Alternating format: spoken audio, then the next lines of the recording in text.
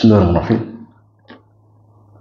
Assalamualaikum warahmatullahi wabarakatuh.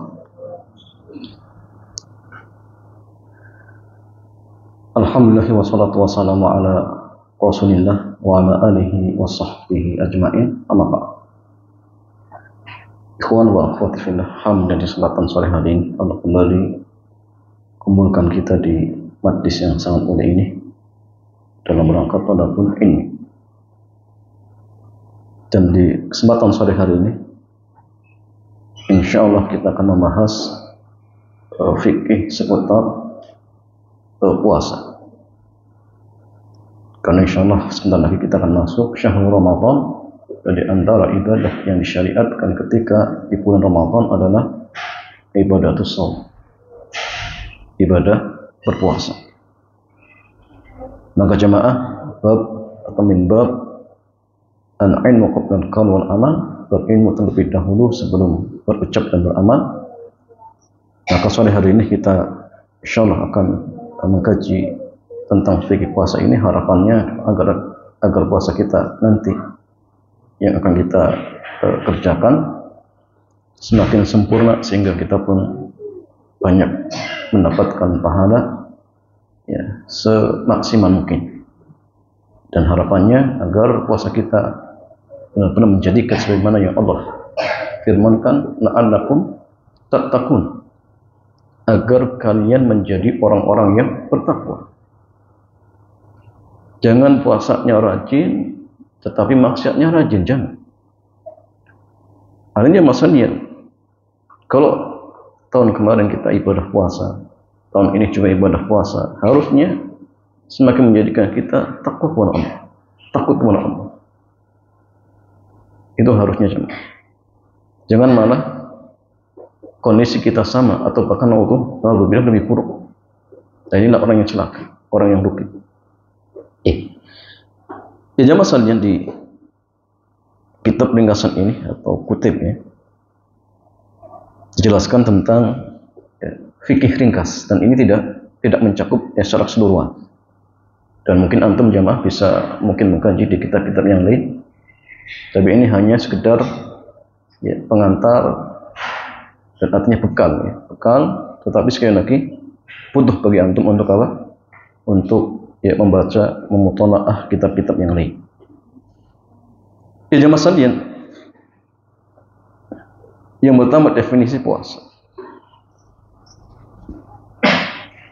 Puasa secara bahasa artinya al-imsaku 'ani syai'.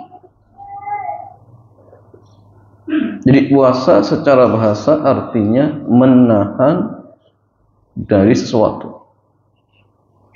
Menahan dari sesuatu. Maka orang duduk tidak berdiri secara bahasa artinya apa? Puasa. Orang diam tidak berbicara secara bahasa artinya apa? Puasa. Makanya jemaah sekalian, puasanya Maryam itu dengan tidak berbicara. Allah Jalla wa Ala kabarkan tentang Maryam, inni nadartu lirrahmani shauma. Sungguhnya aku bernadar karena Allah sauma. Dan saum di sini artinya apa? Ya, sumtan. Al-imsak 'anil kalam. Ya, menahan untuk tidak berbicara. Dan ini masalah secara bahasa artinya apa? Saum atau puasa. Adapun puasa secara istilah syar'i artinya al-imsak 'anil akli wasyurbi wasairil muftirat, ya, ma'an niyati min tulu'il fajri sadiqi ila ghurbi syamsi. Adapun puasa secara istilah syar'i artinya menahan dari makan dan minum dan dari segala pembatal puasa. Di sini ikhwan wa akhwati fillah ditulis dengan bentuk jamak. Di al-muftirat itu jamak dari muftiratun. Kenapa jam? Karena pembatal puasa jumlahnya tidak 1, 2, 3 saja, tapi banyak. Ada makan dan minum dengan sengaja. Ada haid dan nifas, berhubungan badan, kemudian membatalkan niat. Ya. Dan orang yang berpuasa jamaah wajib menahan dari segala hal yang tadi disebutkan. Ma'an niyati, diiringi dengan niat. Maka puasa itu harus dengan niat. Kenapa jemaah sekalian? Karena puasa termasuk ibadah. Dan ibadah tidaklah akan sah kecuali dengan niat. Karena pembeda antara apa? Antara perkara muamalah dan ibadah adalah di niat. Ada orang jemaah sekalian nggak makan, nggak minum. Kalau niatnya hanya sekedar apa? Untuk diet, ya. Apakah kemudian dia dapat pahala? Dapat pahala tidak, ya? Dia nggak dapat pahala puasa. Tapi kalau pahalanya biar apa? Menyenangkan pasangan, dapat pahala tidak? Pahalanya beda, ya, pahalanya beda. Tapi puasanya tidak. Ya. Pahala menahan tidak makan dan minumnya tidak dapat. Ya. Kenapa? Karena tidak niat. Karena tidak niat. Sehingga niat itu sangat-sangat penting. Ya, niat itu sangat penting. Dan niat itu jamaah sekalian artinya al-azmu ala fi'li syai'. Sengaja untuk melakukan sesuatu. Sengaja untuk melakukan sesuatu. Kita jamaah ambil gelas, kemudian kita minum dengan sengaja, itu sudah niat. Antum berwudu, kemudian apa? Datang ke masjid untuk salat zuhur atau asar misalkan, itu sudah dianggap niat. Sehingga tidak perlu at-talafut bin niat, nggak perlu melafadzkan niat, nggak perlu. Ya. Bahkan melafadzkan niat termasuk perkara yang tidak diajarkan oleh Rasulullah. Karena kalau seandainya jamaah sekalian perkara ini perkara yang diajarkan, tentu akan ada dalil yang menunjukkan tentang hal ini. Walaupun cuma satu, tapi nggak ada aja. Karena memang jamaah sekalian niat itu tempatnya di hati. Bahkan kalau seandainya misal seseorang dianggap niat itu kalau dinafadkan, maka jamaah ini akan berkonsekuensi apa? Fatal. Kenapa? Satu, termasuk membebani hamba dengan sesuatu yang tidak dimampui. Kenapa jamaah? Berarti artinya kalau dia ingin sesuatu dianggap niat harus mengucapkan. Oh makan harus ngomong, saya mau makan, baru niat. Saya mau berhubungan badan, mau ngomong, saya mau berhubungan badan, buat niat. Mau pakaian, saya mau pakaian, itu niat. Tapi kalau diam, oh ini nggak niat ini. Itu konsekuensinya jemaah. Jadi berapa banyak amalan yang memang harus dilafadzkan. Itu berat. Makanya Allah Azza wa Jalla Maha tahu dengan kondisi hamba-hambanya. Maka Allah mewajibkan niat itu di hati, bukan di lafadz. Bahkan kalau seandainya masalahnya antara lafadz dan hati berbeda, mana yang dianggap jemaah? Hati. Contoh misalkan sholat niat duhur, ya, sholatnya duhur, hatinya duhur, terucap asar, sah tidak? Sah, sah jemaah. Tapi sebaliknya, sholatnya duhur, misalkan, hatinya asar, lafadznya duhur, sah tidak? Nggak sah. Kenapa? Karena yang teranggap adalah apa? Hati. Yang teranggap adalah hati jamaah. Bila konsekuensi yang lain, kalau niat itu akan dianggap dengan dilafadzkan, ya, berarti artinya kalau tidak dilafadzkan, dia tidak niat. Kalau dia tidak dianggap niat, berarti artinya tidak sengaja.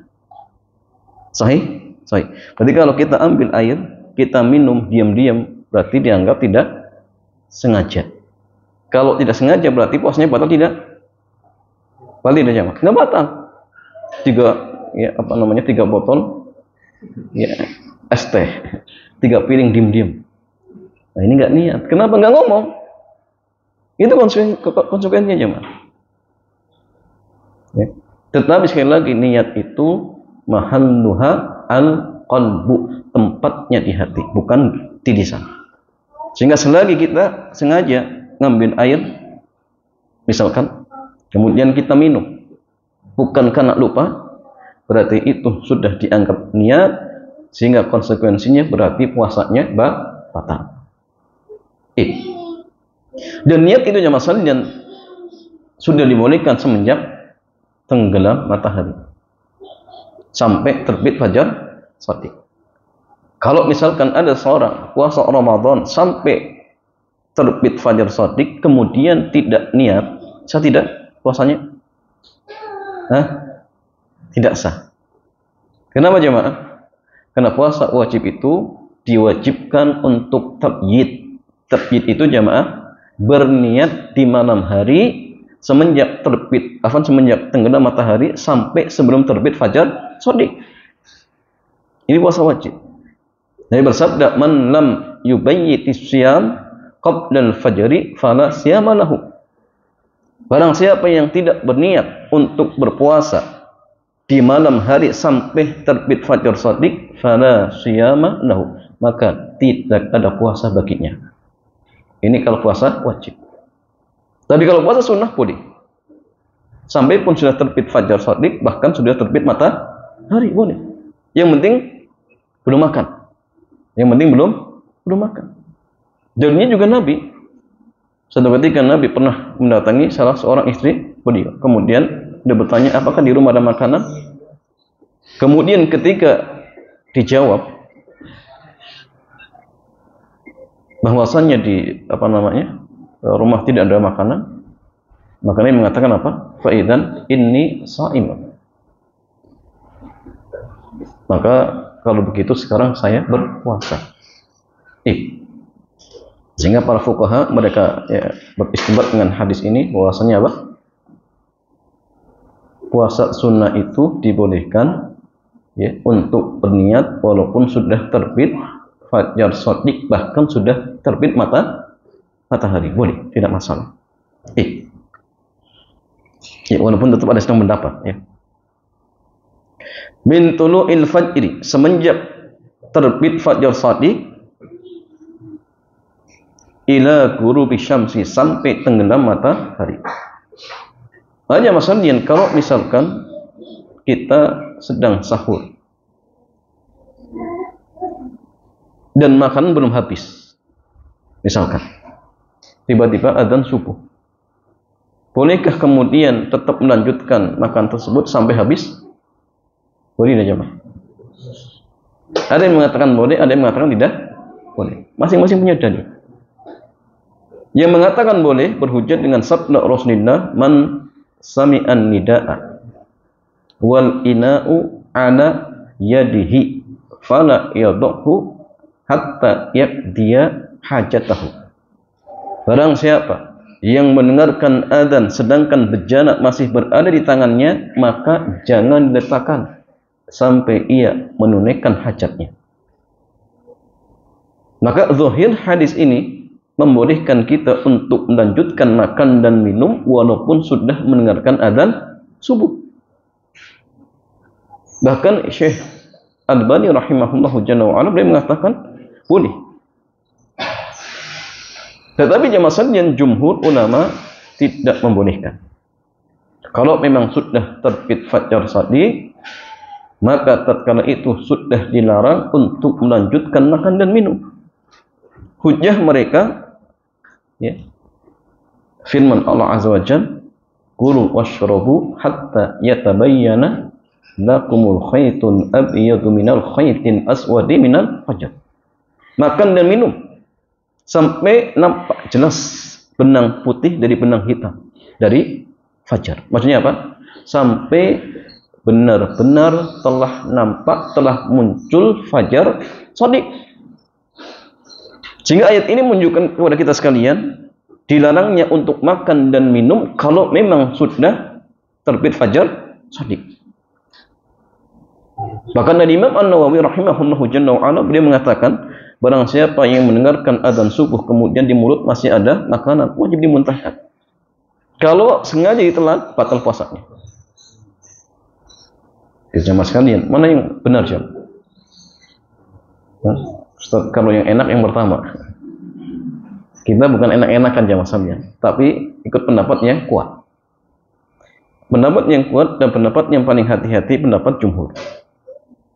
Sahih, Jam. Kalau memang sudah masuk subuh, tidak boleh terus melanjutkan apa? Makan dan minum.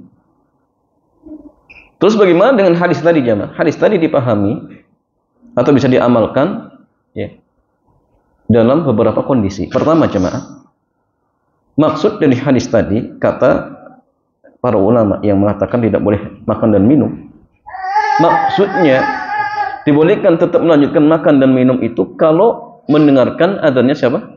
Bilal. Karena di Madinah dan di Mekah itu adzan subuhnya 2 kali. Karena Rasulullah SAW punya 4 muadzin. Di Mekah ada Sa'ad Al-Quradi dan Abu Mahdzurah. Di Madinah ada 2, ada Bilal dan Abdullah bin Umi Maktum. Dan Bilal ini jamaah adzan sebelum subuh. Adapun Abdullah bin Umi Maktum adzan setelah subuh.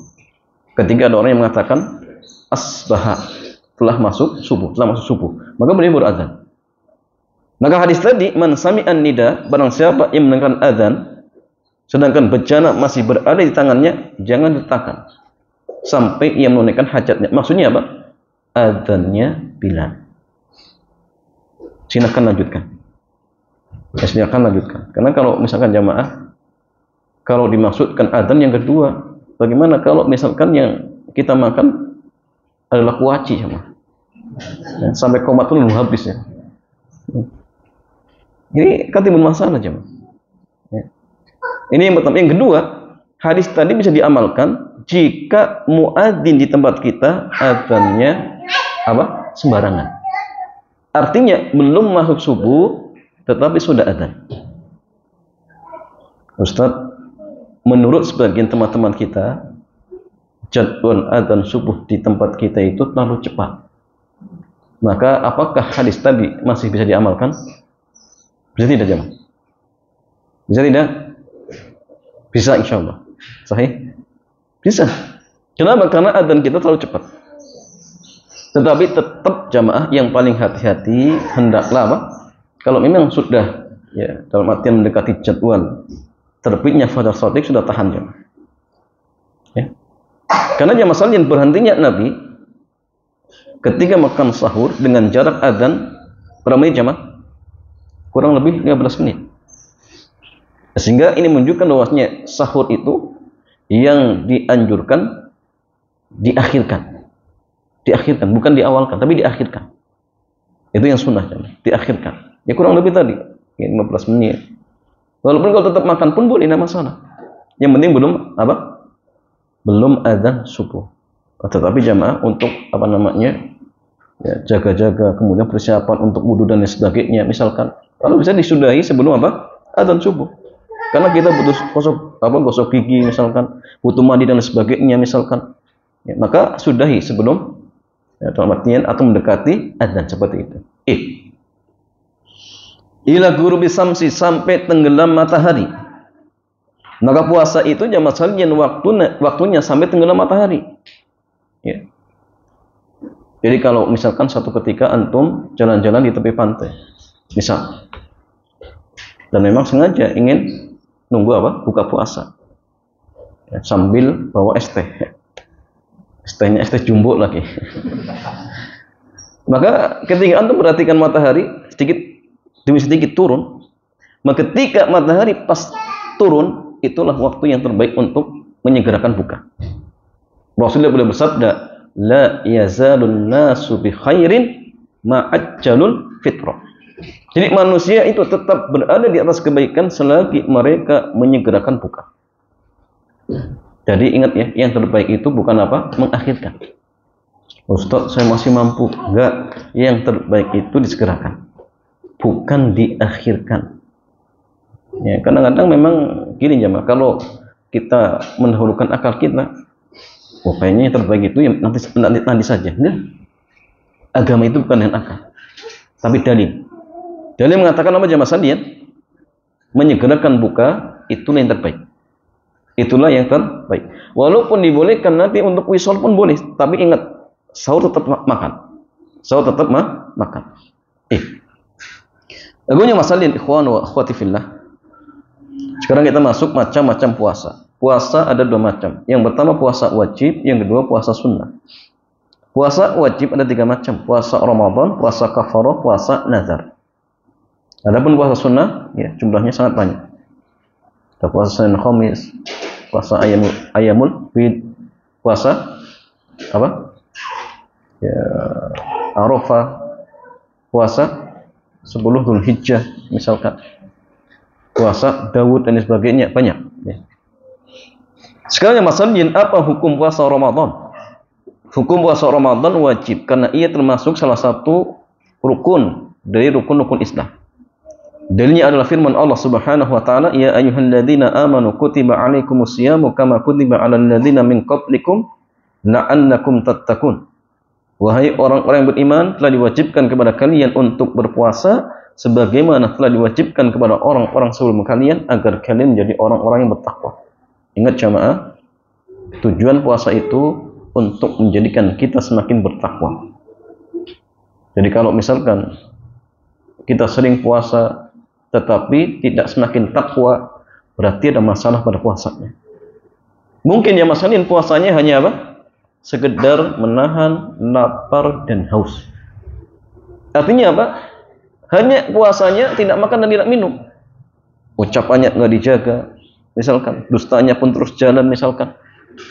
Nah, sehingga apa? Puasanya tidak berpengaruh. Tidak berpengaruh.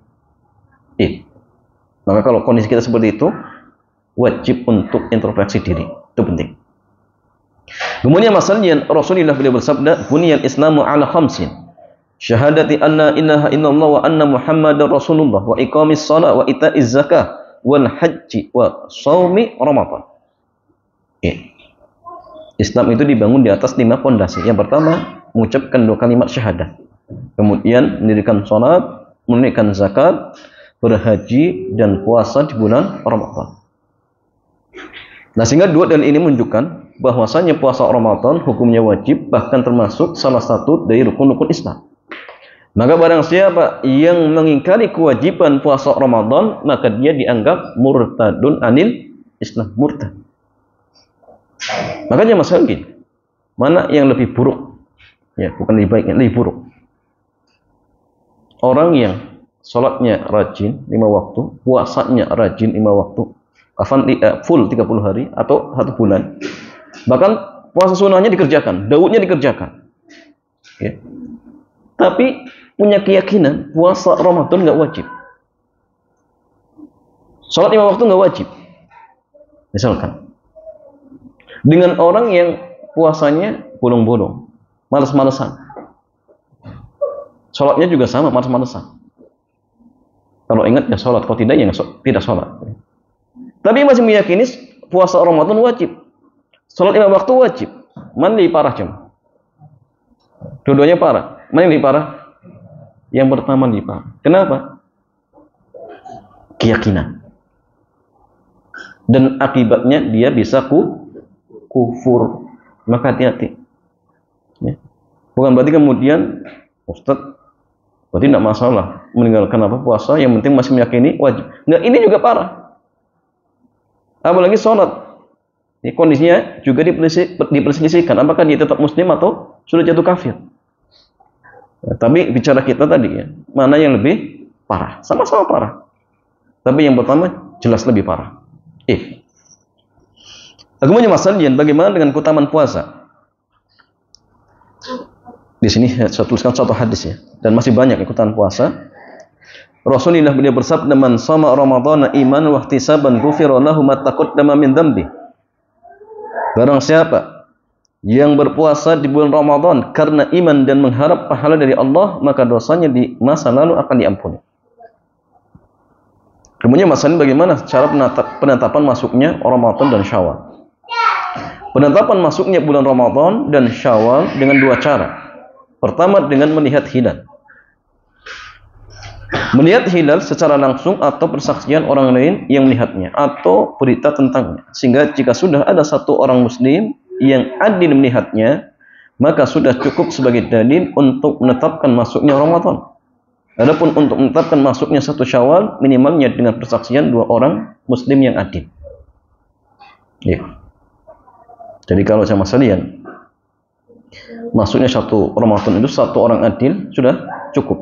Tapi kalau satu Ramadan satu orang muslim yang adil sudah cukup. Tapi kalau Syawal minimal dua orang. Minimal dua orang. Ini cara yang pertama. Bagaimana kalau misalkan jemaah sekalian ada satu orang melihat, dia datang ke hakim, ternyata ditolak. Misalkan, pertanyaannya, apakah orang tersebut tetap wajib puasa atau tetap wajib ikut ketetapan pemerintah? Mana siapa? Pemerintah? Sahih? Jawabannya sahih. Kalau di insya Allah ya insya Allah. Dalam hal ini ada tiga pendapat di kalangan para ulama. Pendapat yang pertama mengatakan gini, boleh bagi dia untuk puasa, termasuk lebaran boleh, tapi rahasia, diam-diam. Nggak perlu ngomong-ngomong ke tetangga. Datang, assalamualaikum. Anak sekarang puasa loh, rahasia. Enggak, namanya nggak rahasia. Ya. Ini pertama. Jadi boleh tapi rahasia. Yang kedua mengatakan kalau puasa iya boleh, tapi rahasia. Tapi kalau Idul Fitri atau lebarannya nggak boleh, harus dengan pemerintah. Dan yang ketiga mengatakan puasanya dan lebarannya tetap wajib ikut pemerintah. Mana yang kuat ya, Pak? Yang ketiga insya Allah lebih kuat. Dalilnya apa? As-saumu yauma yasumun. Puasa itu ketika kebanyakan masyarakat sedang berpuasa. Wal fitru dan Idul Fitri ketika kebanyakan masyarakat sedang beridul fitri. Syekhul Islam Ibnu Taimiyah beliau berhujjah dengan hadis ini, beliau mengatakan hadis ini menunjukkan bahwasannya puasa dan lebaran harus ikut pemerintah atau berbarengan dengan pemerintah. Kenapa? Karena tidak mungkin kita bisa bersamaan dengan mayoritas kecuali dengan ikut pemerintah. Ini kata beliau. Yang kedua jemaah sekalian, kalau misalkan hilal tidak terlihat, maka caranya apa? Sempurnakan Sya'ban menjadi 30, bukan 31 ya. 30. Kemudian Ramadan 30 hari. Iya. Bagaimana dengan cara yang ketiga, hisab? Bagaimana jemaah? Hisab itu kalau sekedar membantu saja, silahkan, tidak masalah. Tapi kalau dijadikan patokan utama, maka inilah yang dikritik oleh para ulama kita. Kenapa jemaah sekalian? Karena dalil menunjukkan apa? Ru'yatul hilal. Ru'yatul hilal. Tetapi sekali lagi kita kasih catatan. Perbedaan yang sering terjadi di tempat kita jemaah, jangan jadikan apa bahan untuk saling menjatuhkan. Jangan. Ya. Karena ini ya mungkin jemaah akhir-akhir ini sering terjadi apa perbedaan. Ya. Karena perbedaan apa? Bagaimana cara menetapkan hilal yang sudah dianggap sebagai apa? Istilahnya standar untuk menetapkan masuknya satu Ramadan. Itu beda jam. Teman-teman kita di sebagian ormas, mereka menetapkan 3 derajat itu sudah cukup. Kemudian sekarang yang dalam artian sebagian mereka yang memang praktek langsung ru'yatul hilal, standarnya sekarang lebih lagi jemaah. Ini kadang-kadang yang menjadi titik permasalahan tidak akan ketemu. Dulu jemaah sekalian standarnya kalau nggak salah 3, kalau nggak salah dulu. Akhirnya dirubah. Bila mereka sudah ikut standarnya berapa? 3, akhirnya dirubah. Dan sekarang standarnya berapa jemaah? Berapa derajat? Nah, pokoknya lebih dari itu jemaah. Sehingga dari sini akhirnya titik itu nggak akan ketemu. Ini jadi masalah. Sehingga kita jemaah sekalian dalam hal ini ya tadi tetap kita berpatok dengan dalil, tapi tidak perlu kemudian menyikapi sampai menyesatkan sebagian teman kita yang mereka pakai apa? Hisab. Karena mereka pakai hisab pun sebenarnya standarnya apa? Tetap apa namanya? Berpatokan dengan hilal. Cuma berapa derajat tadi? 3 derajat. Tetapi memang lewatnya apa? Perhitungan seperti itu. Tapi tetap menetapkan masuknya Ramadan dengan terlihatnya hilal kurang lebih 3 derajat seperti itu. Tapi ingat jemaah sekalian, tetap kita kembali kepada dalil. Fa in tanaza'tum fi syai'in farudduhu ilallahi wa rasul. Kalau terjadi perselisihan, kembali kepada Allah dan Rasul. Dalil. Itu apa? Pegangan kita. Pegangan kita. Iya. Kemudian masalahnya, ikhwan wa akhwati fillah. Catatan, setiap negara berpatokan dengan matlak atau tempat orbit bulan masing-masing. Kemudian berpuasa dan berlebaran berbarengan dengan pemerintah. Ya jamaah sekalian gini. Bagaimana kalau satu negara sudah terlihat hilal, negara lain belum? Apakah kemudian negara yang lain wajib ikut negara tersebut? Dalam hal ini jamaah ada 3 pendapat. Pendapat yang pertama mengatakan, ya, ketika satu negara Muslim sudah melihat hilal, maka negara yang lain wajib ikut. Ini pendapat yang pertama. Pendapat yang kedua, kalau ada satu negara sudah melihat hilal, maka negara-negara yang matlaknya sama, maka wajib ikut. Pendapat yang ketiga mengatakan setiap negara ikut matlaknya masing-masing. Standar orbit apa? Hilalnya masing-masing. Mana yang kuat jemaah? Yang ketiga. Jadi setiap negara itu berpatokan dengan tempat orbitnya masing-masing. Silakan lihat sendiri. Kalau dilihat puasa, kalau tidak sempurnakan Sya'ban menjadi 30 hari. Tetapi jemaah sekalian, bagaimana kalau satu negara ternyata hilal tidak terlihat? Dalam artian gini jemaah, kondisinya malam terus, nggak ada apa siangnya. Contoh seperti di kutub. Apa kemudian karena di negara tersebut ya, tidak ada siangnya, sehingga bagi mereka tidak ada puasa? Atau tetap puasa jemaah? Kalau tetap puasa, bagaimana standarnya? Patokannya seperti apa? Jawabannya gini, tetap mereka puasa. Karena puasa itu kewajiban bagi setiap apa? Muslim dan muslimah. Tetapi patokan mereka jamaah sekalian ikut dengan apa? Patokan jadwal baik adzan, salat dan sebagainya mengikuti jadwal patokan negara muslim terdekat. Jadi kalau misalkan daerah kutub tersebut dekat dengan negara Islam apa misalkan, ada beberapa negara Islam, mana yang paling dekat? Maka itu jadikan standar. Ya. Tapi gini jamaah, kalau misalkan negara tersebut masih terbit matahari, misalkan, walaupun hanya misalkan 3 jam, apakah kemudian negara tersebut wajib berpatokan dengan jadwal di negara sendiri? Gimana jamaah? Tetap. Ya, walaupun misalnya gini, misalkan di jamaah sekalian, malamnya cuma 3 jam, siangnya berapa? 21 jam. Tetap dia berpatokan dengan jadwal puasa di negaranya. Ya. Habis apa? Sahur, makan 3 piring. Misalkan, karena kenyang, ketiduran. Habis subuh ketiduran. Bangun 3 jam apa? Buka. Boleh ya? Ya boleh, tidak masalah. Kenapa? Karena masih ada siangnya. Atau sebaliknya, ya. Malamnya apa? Malamnya berapa? 21 jam. Siangnya, dibalik ya, malamnya 3 jam, siangnya 21. Tetap dia puasa. Cuma kalau memang tidak kuat, boleh apa? Dikodok nanti di hari yang lain seperti itu. Nanti cari di waktu yang normal seperti itu. Tidak masalah. Kalau memang tidak mampu dan kewalahan seperti itu. Tapi kalau masih mampu, ya tidak boleh buka. Artinya gini, kalau tetap dia puasa, celaka misalkan, atau parah misalkan, maka boleh ganti nanti di hari yang lain. Kalau memang udzur syar'i. Kemudian masalahnya, sekarang kita masuk syarat wajib puasa.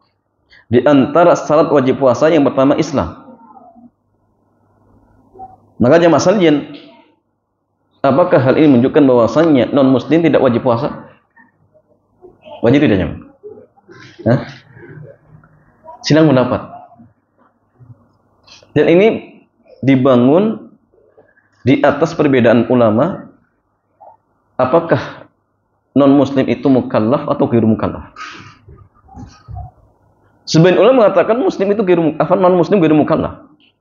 Orang yang tidak terbebani syariat. Sebagian ulama mengatakan non-muslim mereka juga mukallaf. Artinya apa? Hakikatnya mereka terbebani syariat.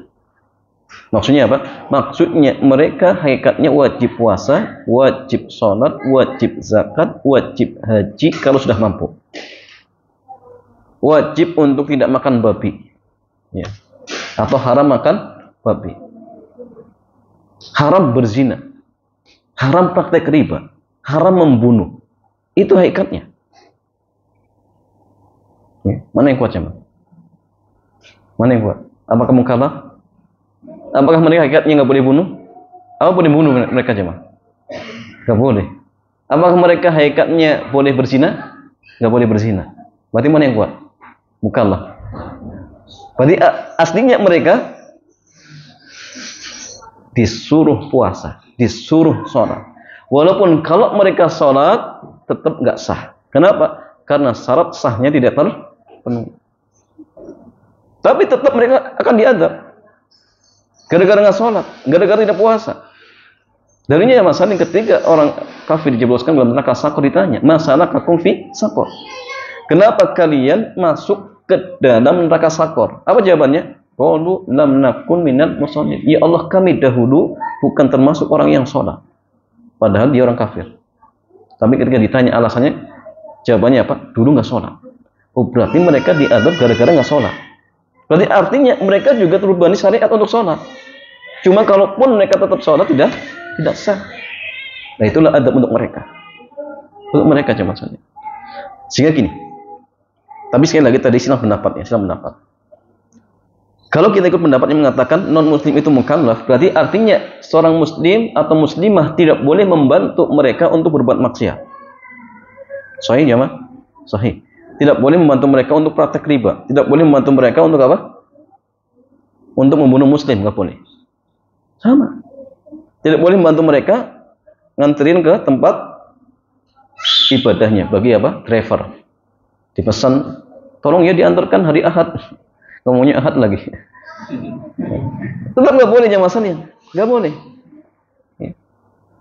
Makanya gini jamaah sekalian, bagi penjual bakso tidak boleh berhujah, Ustaz, nanti pas Ramadan saya mengkhususkan jual bakso di pagi hari di komplek non muslim. Tetap nggak boleh. Kenapa? Karena mereka hakikatnya disuruh apa? Puasa.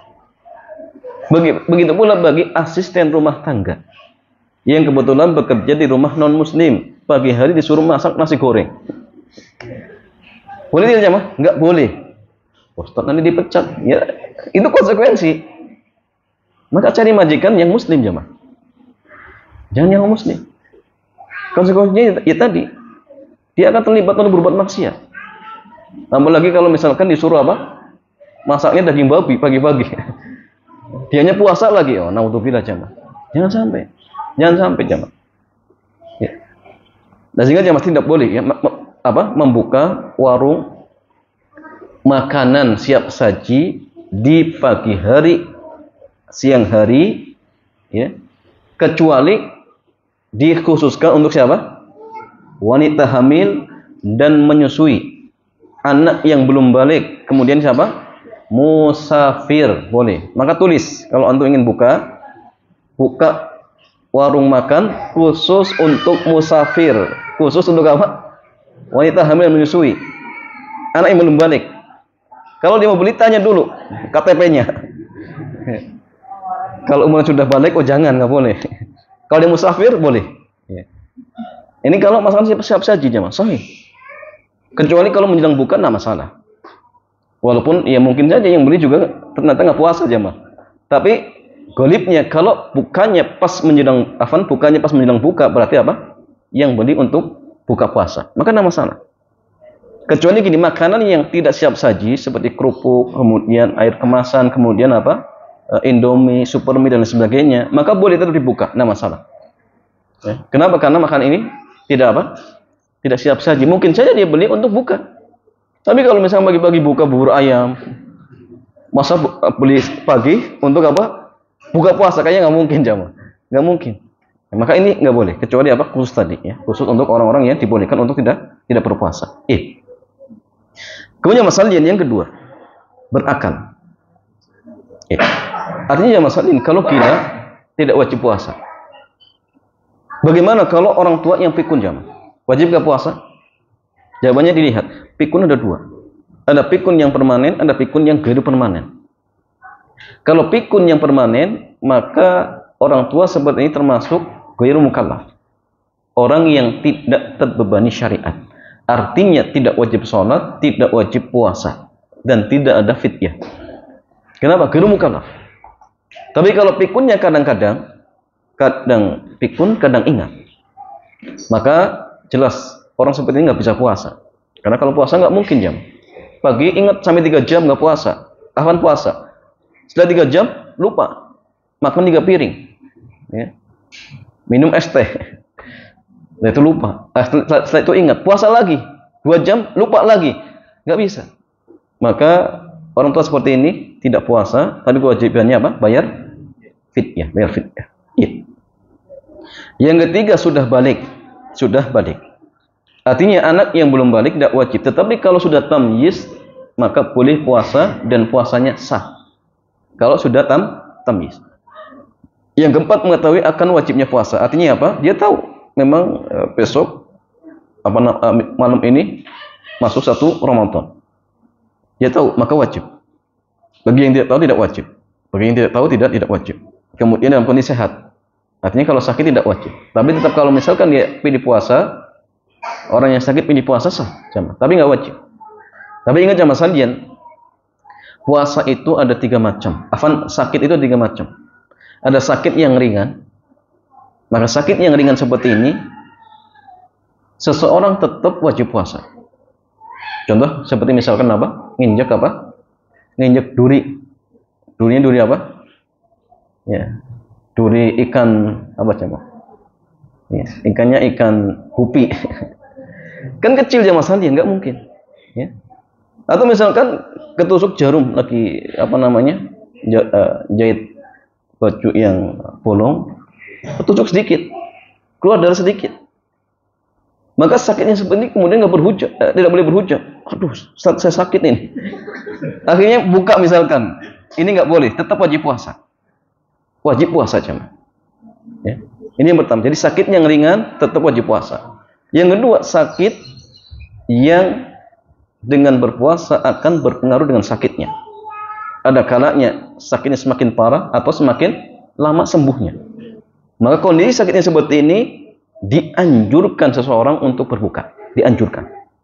Tapi kalau dia tetap puasa, ya sah. Tapi yang afdol buka. Yang ketiga jamaah sekalian, kalau sakit tersebut dengan berpuasa akan menyebabkan celaka, meninggal atau lain sebagainya misalkan, maka wajib berbuka, tidak boleh puasa. Kenapa? Kalau dia puasa nekat mati misalkan, maka kalau tetap dia nekat puasa, khawatir termasuk bunuh diri jamaah. Jadi lihat sakitnya seperti apa. Nah, jadi sakit yang membolehkan seseorang untuk berbuka adalah sakit yang apa? Akan berpengaruh dengan sebab puasa.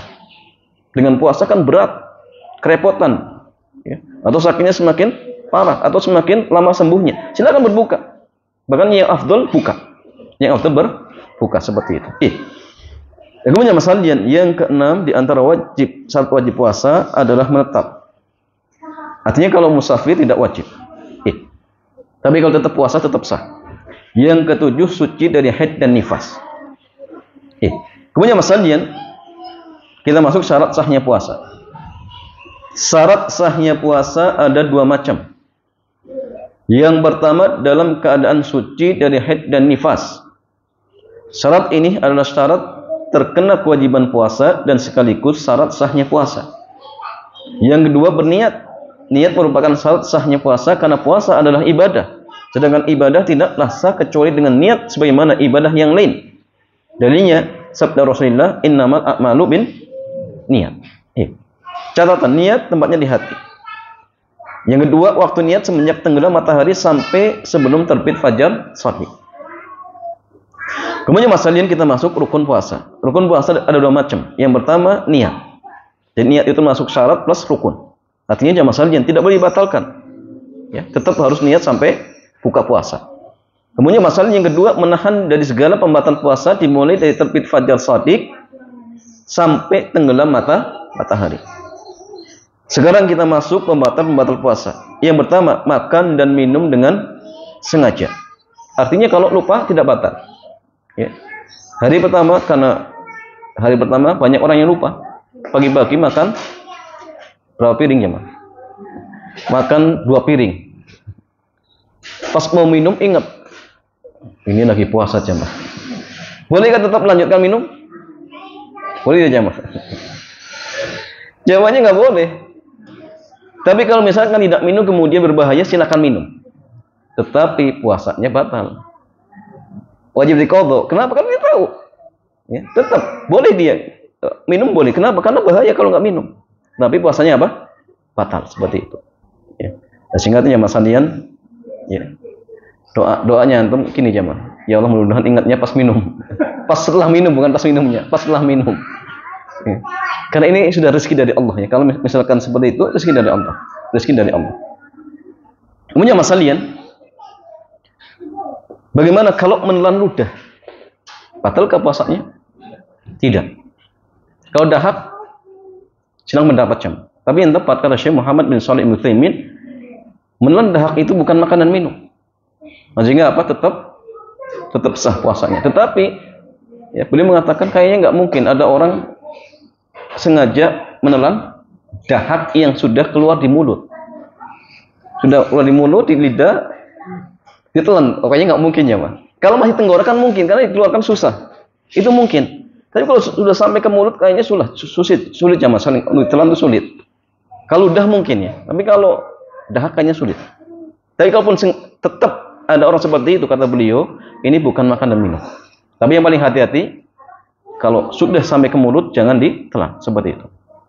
Bagaimana kalau darah jamaah sekalian? Darah tidak boleh. Kalau kita kerasa keluar darah, silakan diludahkan. Kalau sudah diludahkan berkali-kali kemudian kok masih ada sisa, dimaafkan. Dimaafkan seperti itu. Ya. Jadi yang tidak batal itu ludahnya. Walaupun misalkan dikumpulkan di mulut sampai banyak, saya ditelan misalkan nggak batal. Ya. Karena apa? Ludah seperti itu. Kemudian masalahnya di antara pembatalan yang lain, muntah dengan sengaja. Maka muntah dengan sengaja tidak membatalkan puasa. Muntah dengan sengaja tidak membatalkan puasa. Ya. Tapi kalau sengaja batal tidak? Batal tidak jemaah? Batal tidak? Batal. Walaupun memang ada senang pendapat. Karena mereka mengatakan, hadis yang mengatakan man qa'a, barang siapa yang muntah dalam artian tidak sengaja, maka tidak batal. Tapi wa man istaqa'a, barang siapa yang muntah dengan sengaja maka batal. Kama. Ada sebagian ulama yang mengatakan hadis ini lemah. Tapi ada ucapan Ibnu Abbas yang mengatakan yang membatalkan itu suatu yang masuk bukan yang keluar. Tapi jumhur ulama mengatakan kalau muntah dengan sengaja tetap batal. Tetap batal. Bagaimana kalau gini jamaah? Kalau antum masukkan ke mulut sengaja keluar muntah batal. Sepakat. Kalau antum misalkan sakit, ya, mau muntah nggak bisa kemudian dipecut lehernya, akhirnya muntah, apakah ini batal? Batal jamaah. Jawabannya batal. Walaupun tadi ya memang ada silang pendapat mengatakan muntah sengaja pun nggak batal. Tapi yang paling tepat dan ini paling hati-hati batal. Tapi dia nggak berdosa karena sakit. Silakan kalau tidak dikeluarkan kok misalkan malah beban, silakan nggak masalah. Biar muntah akhirnya apa? Keluar ya mungkin akhirnya lega. Tapi ingat puasanya batal. Nanti diqadha dan tidak berdosa seperti itu. Yang punya masalah yang berikutnya haid dan nifas. Maka ingat haid dan nifas bisa membatalkan puasa. Ya. Walaupun misalkan kurang 1 menit menjelang buka, tapi kalau memang sudah keluar haid dan nifas, maka batal puasanya. Bagaimana kalau yang keluar dari istihadah? Batal tidak jemaah? Tidak batal. Dan darah istihadah itu darah yang keluar di selain waktu-waktu haid. Darah yang keluar yang warnanya merah. Ya, kalau haid itu hitam. Atau darah yang keluar dari urat yang pecah. Kalau haid itu dari rahim. Darah yang ketiga setelah keluar menggumpal. Kalau haid itu apa? Setelah keluar mencair. Darah yang ketiga dipegang itu tipis. Kalau haid tebal. Namanya istihadah. Dan ketika seorang wanita keluar darah ini, dia dianggap suci sehingga wajib puasa. Dan kalau keluar ketika dia puasa, tidak membatalkan puasa. Tidak membatalkan puasa. Kalau yang keluar keputihan, batal tidak? Puasanya apa? Tidak batal. Karena keputihan itu apa jemaah? Silang pendapat terkait tentang batal wudunya pun silang pendapat. Tapi kebutuhan itu yang sahih tidak najis. Tidak najis seperti itu. Punya masalah yang keempat, berhubungan badan. Maka berhubungan badan antara suami dan istri bisa membatalkan puasa. Bahkan tidak hanya batal puasanya, tetapi wajib bayar kafarah. Jadi kalau seseorang dia batal puasanya gara-gara berhubungan badan, kewajibannya mas pertama mengganti puasa dia tersebut, plus tambah kafarah. Apa kafarahnya? Pertama, memerdekakan budak. Budak sekarang tidak ada. Berarti jatuh yang kedua apa? Puasa 2 bulan secara berturut-turut. 1 bulan saja nggak tahan, apalagi 2 bulan. Ya. Kalau ini nggak kuat, ya sudah memberikan makan 60 fakir atau miskin. Kalau ini pun tidak bisa, gimana jemaah? Apakah gugur? Gugur tidak jemaah? Gugur. Apa kemudian kalau dia mampu, kemudian wajib bayar fidyah? Tidak, karena sudah gugur, sudah selesai. Ya. Tapi doa antum, ya jangan apa? Mudah-mudahan nggak mampu. Berarti doanya jadi orang miskin jemaah. Jadi ya silakan kalau tidak mampu puasa, bayar fidyah. Ini bayar fidyah. Ya, boleh 60 fakir atau miskin orang yang berbeda, atau boleh ya seadanya. Tapi nanti jemaah dilihat apa yang akan kita kasihkan. Apakah makan yang siap saji atau makanan yang mentah. Maka dilihat kondisinya seperti itu. Ya. Tetapi jemaah sekalian, ikhwan wa akhwati fillah, orang yang berhubungan badan di siang hari bulan Ramadan yang kemudian diwajibkan bayar kafarah, maka di antara syaratnya yang pertama jemaah, batalnya gara-gara apa? Berhubungan badan. Artinya gini, kalau ada suami istri, dia sudah batal puasanya dengan sebab yang lain, kemudian setelah itu berhubungan badan, maka tidak ada kafarah. Contoh gini, ada seorang suami dia musafir, dan memang safar dia, dengan perjalanan mampir di hotel, kemudian berhubungan badan siang hari. Apakah ada kafarahnya? Tidak ada. Kenapa? Karena batal pertamanya dengan apa? Dengan sebab safar. Dan bagaimana kalau ada seorang suami dan istri nggak tahan? Akhirnya dia ajak istrinya, ayo kita safar yuk. Niatnya untuk berhubungan badan. Apakah boleh jamaah sekalian? Silang mendapat. Syekh Abu Malik Kamal mengatakan boleh. Sebagian ulama yang lain mengatakan tidak boleh. Mereka mengatakan ini dikhawatirkan hanya akal-akalan saja. Karena tujuan utamanya apa jamaah? Berhubungan badan. Maka yang paling hati-hati ya jangan jamaah. Ya, sabar dulu sampai apa? Sampai tarawih nanti. Jangan setelah maghrib ya, repot nanti jamaah. Setelah tarawih silahkan, nama masalah. Ya. Tapi mana yang membolehkan seperti itu? Yang kedua jamaah sekalian, dilakukan di siang hari. Artinya kalau di malam hari tidak ada kafarahnya. Yang ketiga, dilakukan di bulan Ramadan. Artinya kalau dilakukan di luar bulan Ramadan tidak ada kafarahnya. Contoh gini, ada suami dan istri, dia punya hutang puasa. Kemudian mengqadha di bulan Syawal. Akhirnya mereka nggak kuat. Batal dengan berhubungan badan. Apa kemudian ada kafarahnya? Tidak ada. Kenapa? Walaupun ini puasa qadha Ramadan, tetapi karena dilakukan di luar bulan Ramadan, maka tidak ada kafarahnya. Tidak ada kafarahnya seperti itu. Kemudian masalah pembatal yang lain, niat untuk membatalkan puasa. Ya.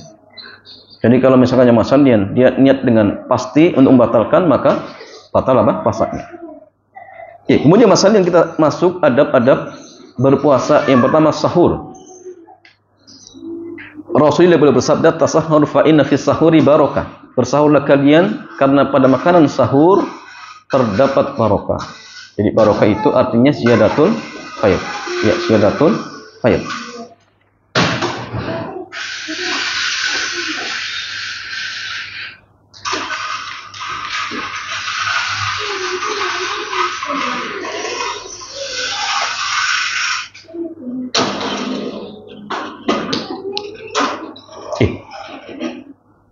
Apa artinya Mas Hadian? Bertambahnya kebaikan. Ya, bertambahnya kebaikan. Maka ingat, satu piring ini makan ketika sahur itu beda dengan satu piring ini makan di luar sahur. Satu piring ini makan ketika sahur ada barokahnya, ada keberkahannya, ya, ada keberkahannya. Maka jamaah sekalian, usahakan untuk apa? Untuk bersahur. Ya, untuk bersahur. Yang kedua, menahan diri agar tidak melakukan perbuatan yang sia-sia, perkataan kotor dan semisalnya, yang termasuk hal-hal yang bertentangan dengan makna puasa. Rasulullah beliau bersabda, "Man lam yada' qaula zur wa la amala bihi, falaysa lillahi hajatun fi an yada'a ta'amahu wa syarabahu." Barang siapa yang tidak meninggalkan dusta dan malah melakukannya, konsekuensinya, maka Allah tidak pandang lagi pada makan dan minum yang ia tinggalkan. Yang ketiga, rajin melaksanakan berbagai kewajiban dan tadarus Al-Quran. Maka jamaah sekalian, ingat, hendaklah nanti ketika masuk Ramadan perbanyak untuk qiraatul Quran. Al-Imam Syafi'i ketika masuk Ramadan dia bisa menghatamkan 60 kali. Artinya sehari 2 kali khatam. Bahkan Utsman bin Affan dikisahkan pernah menghatamkan 30 juz dalam satu rakaat witir. 30 juz. Maka ingat ya, jangan antum nanti pas tarawih pilihnya masjid yang apa? Bacanya pendek-pendek. Cari yang pertengahan jam. Cari yang pertengahan. Kalau ada yang 1 juz, coba sekali-kali 1 juz. Atau mungkin ya, coba sekali-kali khatam 30 juz. Kalau bisa jamaah sekalian. Dan usahakan ya mah, Ramadan sekarang bisa menghatamkan Al-Quran minimalnya 1 kali. Yang tidak pernah khatam, ya, usahakan ya mah sebelum mati khatam dulu. Ya, dan sampai kemudian ditanya oleh Allah, ya Allah, anda nggak pernah khatam Quran, sibuk cari dunia. Malu jamaah, malu. Antum khatam. Ya, usahakan ya, Ramadan ini khatam Al-Quran. Kemudian masalah yang keempat, segera berbuka. Jadi bukan diperlambat, tapi disegerakan. La yazalun nasu bi khairin ma'ajjalul fitrah. Manusia senantiasa berada dalam kebaikan selama mereka menyegerakan waktu berbuka. Kemudian yang berikutnya, berbuka dengan rutab, kurma muda, kurma atau dengan sesuatu yang mudah didapatkan, terserah ya. Kemudian membaca doa ketika akan berbuka puasa. Doanya apa? Di antaranya dhahabat dhama'u wa talatin uruqu wa thabatal ajru insyaallah. Dan doa ini dibaca ketika setelah minum. Setelah minum. Bukan ketika di awal, tetapi setelah minum. Pas mau bukanya baca bismillah. Setelah minum baru baca doa ini. Catatan, boleh membaca doa dengan doa yang lainnya dengan tanpa mengkhususkan redaksinya. Boleh, tidak masalah. Kemudian jamaah sekalian, kita masuk perkara yang dibolehkan bagi orang yang berpuasa. Yang pertama, mandi agar dingin dan segar. Mandi agar dingin dan segar. Dan ini solusi bagi orang yang pas Ramadan tetap bekerja. Nah, kalau misalkan sudah tidak kuat, solusinya mandi. Ya. Seperti contoh misalkan ya, teman-teman kita yang mungkin dia pekerja bangunan. Maka ingat, kalau dalam kondisi yang sangat-sangat haus, tidak boleh kemudian berbuka.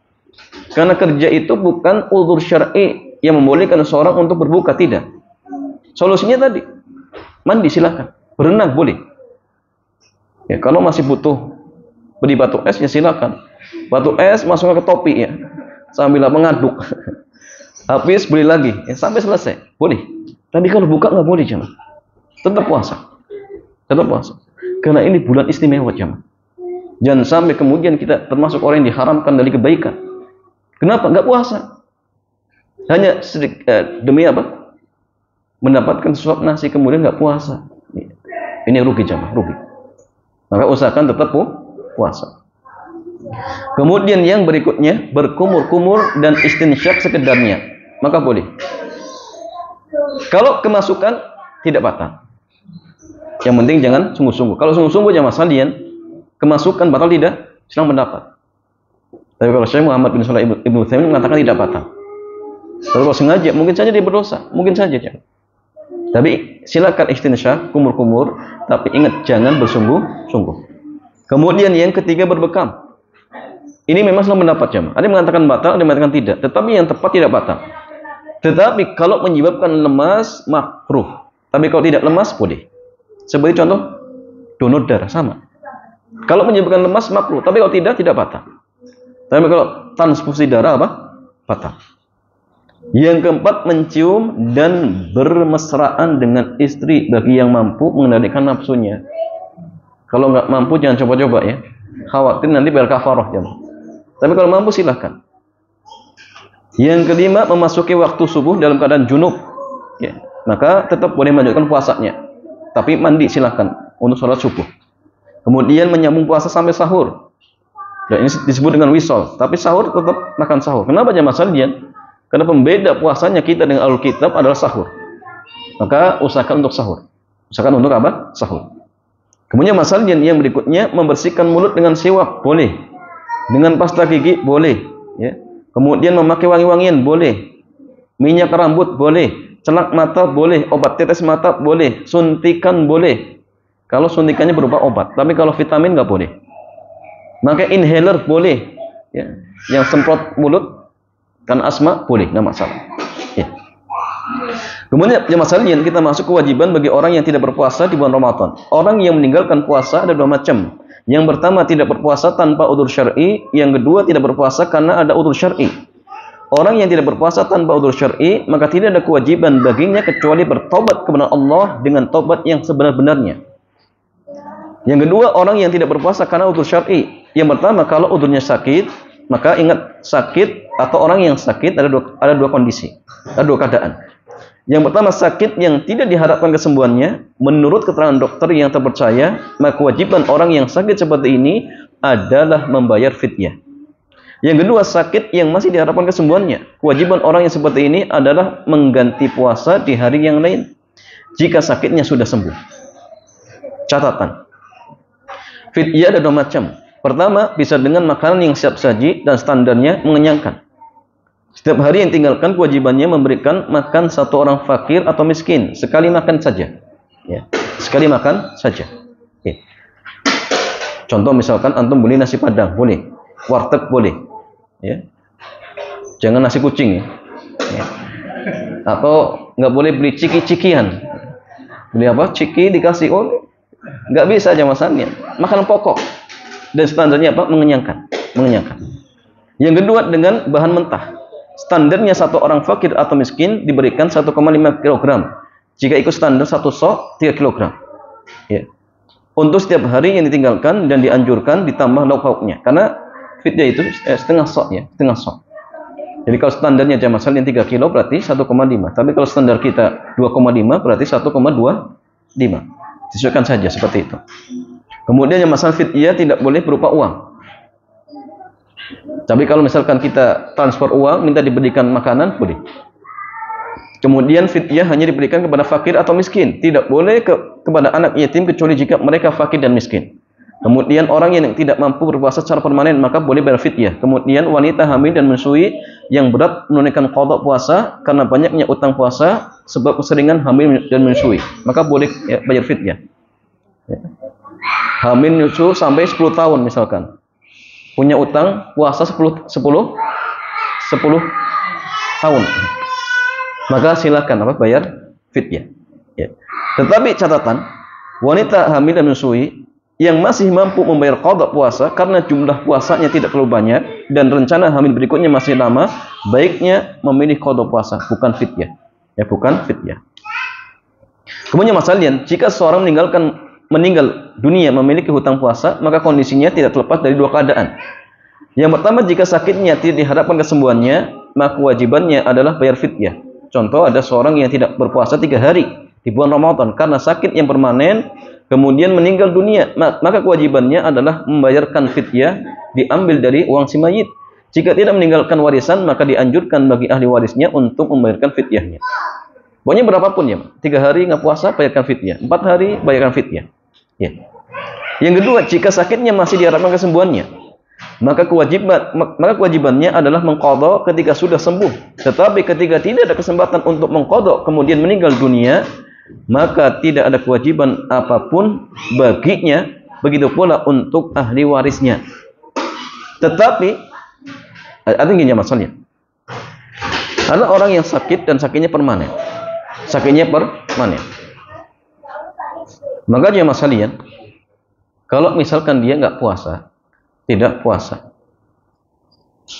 selama setengah bulan, 15 hari, misalkan meninggal, apa kemudian ada qadha atau fidyah? Ada tidak?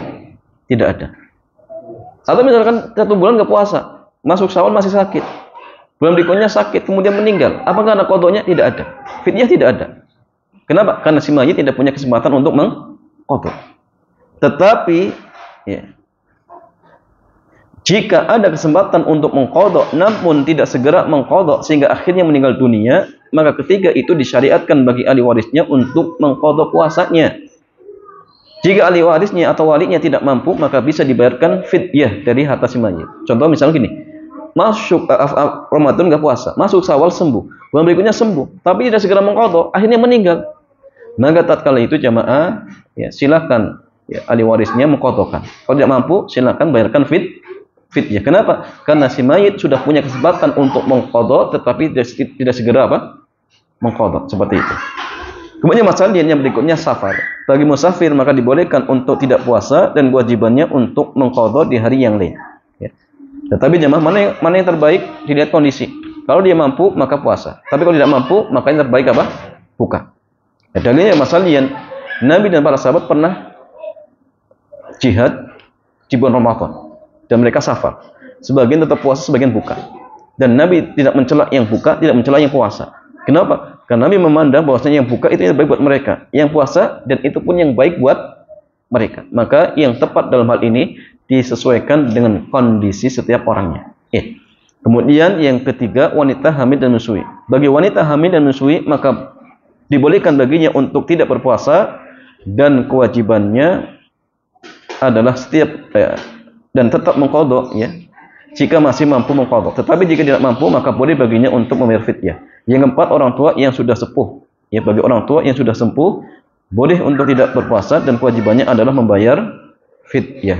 Wallahu ta'ala a'lam bishawab. Demikian jamaah sekalian, mudah-mudahan bermanfaat dan mudah-mudahan hal ini bisa menjadi bekal ya ketika nanti kita masuk bulan Ramadan. Demikian, mudah-mudahan bermanfaat. Selanjutnya kalau ya ada pertanyaan dipersilakan. Sebagai pertanyaan dari wanita.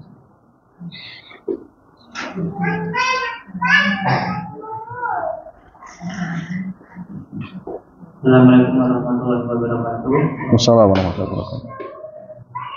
Ingin bertanya, tadi dikatakan untuk berpuasa bersama dengan pemerintah. Orang. Nah, namun jika di keluarga dan tempat tinggal kita mayoritas mengikuti formasi berpuasa Idul Fitri lebih dahulu. Nah. Terus yang kedua, jika musafir dan tetap berpuasa dan di tempat tujuan musafir kita dengan waktunya berbeda. Nah.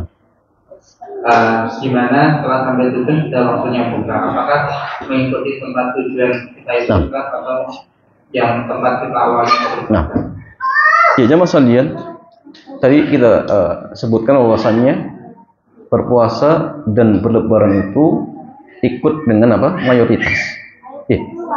Yang dimaksudkan jamaah sekalian apa? Ikut pemerintah. Maksudnya gini, memang aslinya mayoritas. Tetapi karena memang tidak mungkin kita bisa berpuasa dengan mayoritas, kecuali kalau ikut pemerintah, Maka solusi kita apa? Ikut pemerintah. Cuma masalahnya tadi, dia tinggal di suatu daerah yang di situ ternyata mayoritasnya beda dengan pemerintah. Ya. Karena hadisnya apa? Saumu yauma yasumu.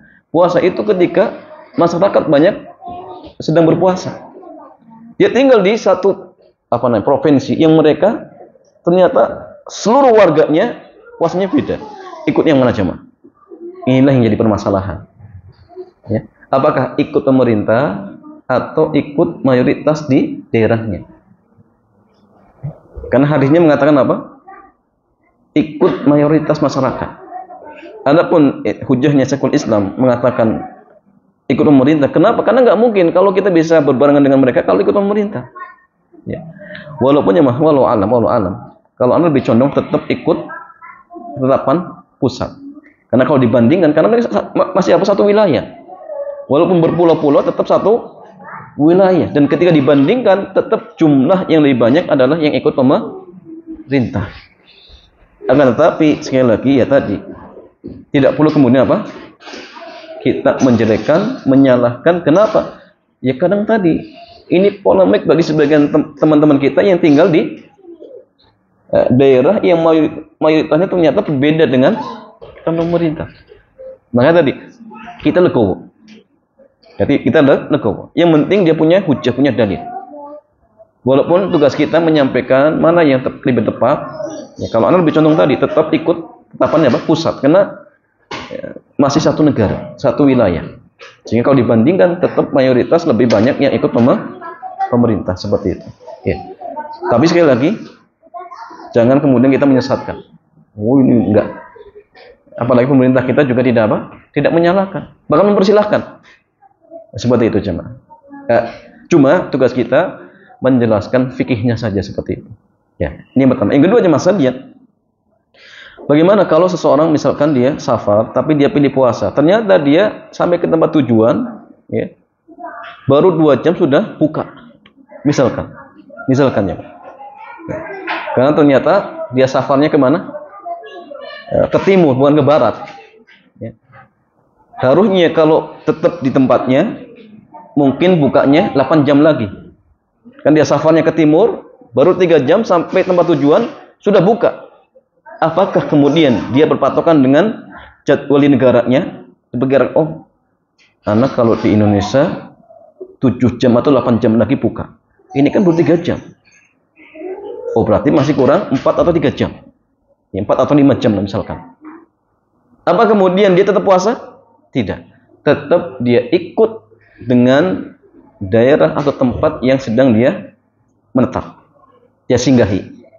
Walaupun tadi 2 jam langsung buka misalkan. Padahal aslinya kurangnya 7 jam. Tetapi karena dia safar di daerah yang lain, ternyata 2 jam berikutnya langsung buka. Boleh, tidak masalah. Ya maka silakan antum tiap hari kalau punya uang, ya misalkan nggak kuat bukanya lama-lama, antum safar pakai pesawat di daerah yang mau buka, biar cepat bukanya, boleh, tidak masalah. Tidak masalah jemaah sekalian. Yang penting antum tinggal di situ. Begitu sama tentang jadwal sholatnya, ya ikut di sana. Jangan kemudian antum di Mekah ikut jadwal sholat di Indonesia. Indonesia sendiri jemaah.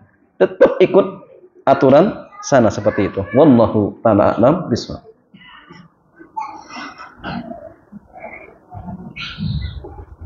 Ada pertanyaan yang mana?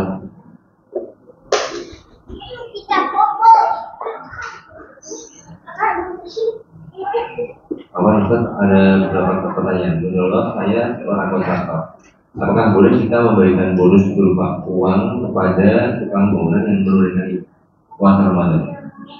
Tujuannya supaya bonus tersebut menjadi motivasi tukang untuk tetap berpuasa. Pertanyaan kedua, apa saja solusi bagi pekerja kasar seperti tukang supaya bisa bekerja maksimal dan tetap menunaikan ibadah? Ya, jemaah sekalian, bolehkah kontraktor atau atasan itu kan memberikan bonus kepada pegawainya agar tetap puasa? Jawabannya boleh, tidak masalah. Ya. Dan di atasannya, bahkan dengan bonus itu bisa memotivasi pegawainya untuk semangat. Nah masalah boleh. Ya. Dan ini bukan dalam artian hadiah apa? Hadiatul umar, bukan riswah, tapi ini apa? Bagian dari gaji. Dan boleh, tidak masalah. Yang kedua, apa solusinya agar apa? Pegawai pekerja tetap maksimal kerjanya, puasanya juga tetap apa? Tetap dikerjakan. Ya jawabannya gini jamaah sekalian. Solusi yang tadi saya sebutkan, kalau misalkan mereka dalam kondisi sudah kewalahan, suruh mandi. Ya, suruh mandi. Jadi kasih jam untuk mandi. Khusus ketika apa? Jam 12 misalkan, suruh mandi, tidak masalah. Jadi ketika mau zuhur, suruh mandi. Semua diwajibkan mandi misalkan. Tapi bagi yang puasa maksudnya gitu. Yang nggak puasa, ini suruh apa? Suruh jangan kerja dulu. Oh antum nggak puasa, yaudah nggak kerja. Karena akhirnya apa ya masalahnya? Ya, mungkin dia akhirnya tertegur ya. Masa nggak puasa malah nggak boleh kerja. Ya. Itu maksudnya. Pokoknya yang kerja harus puasa. Dan dia punya wewenang jamaah sekalian. Sampaikan. Ya. Atau yang kedua solusinya jamnya dikurangi. Jam dikurangi, tapi kerja tetap maksimal. Nah masalah. Ya, gajinya apa jamaah? Gajinya dikurangi jamaah. Kenapa? Karena masya Allah antum kalau misalkan sedekah di bulan Ramadan, pahalanya berlipat-lipat. Antum niatkan tetap gaji sempurna. Ya, niatkan untuk memberikan kepada pekerjanya untuk makan iftar dan sahur. Sampaikan. Ya. Tapi jam tetap dikurangi. Nah masalah. Dan itu sedekah jamaah sekalian, sedekah. Tapi ingat harus tegas, pegawai pekerja wajib puasa. Tidak boleh makan di tempat apa? Kerja. Kalau antum membiarkan membolehkan, namanya ta'awun 'alal itsmi wal udwan. Hati-hati. Ya, khawatir pekerjaannya nggak berkah jemaah. Khawatir seperti itu. Nah, sehingga solusinya tadi silakan ada waktu untuk mandi ketika menjelang zuhur misalkan, atau jamnya dikurangi, seperti itu. Wallahu ta'ala a'lam.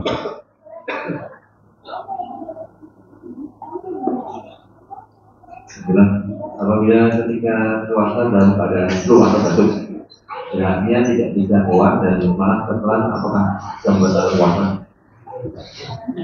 Kalau dalam kondisi batuk kemudian apa?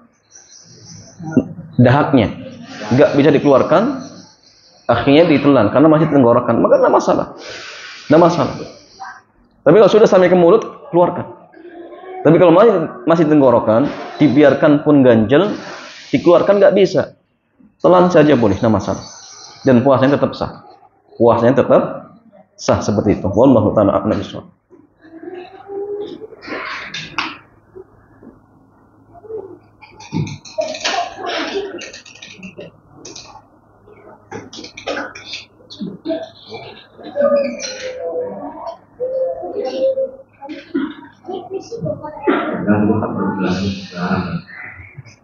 Ya, demikiannya Mas Sandian, mudah-mudahan kajian di kesempatan sore hari ini bermanfaat.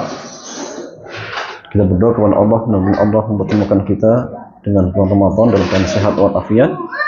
Dan kita berdoa mudah-mudahan kita semua bisa melaksanakan ibadah-ibadah di bulan Ramadan dengan ibadah yang sempurna, sehingga kita keluar Ramadan dalam kondisi bisa mendapatkan pahala sebanyak mungkin dan dosa kita diampuni oleh Allah Subhanahu wa taala. Dan kita berdoa mudah-mudahan anak-anak kita dijadikan anak-anak yang saleh dan salihah yang berbakti kepada kedua orang tuanya. Demikian, mudah-mudahan bermanfaat. Kita tutup. Subhanakallahumma bihamdik, asyhadu an la ilaha illa anta, astaghfiruka wa atubu ilaik.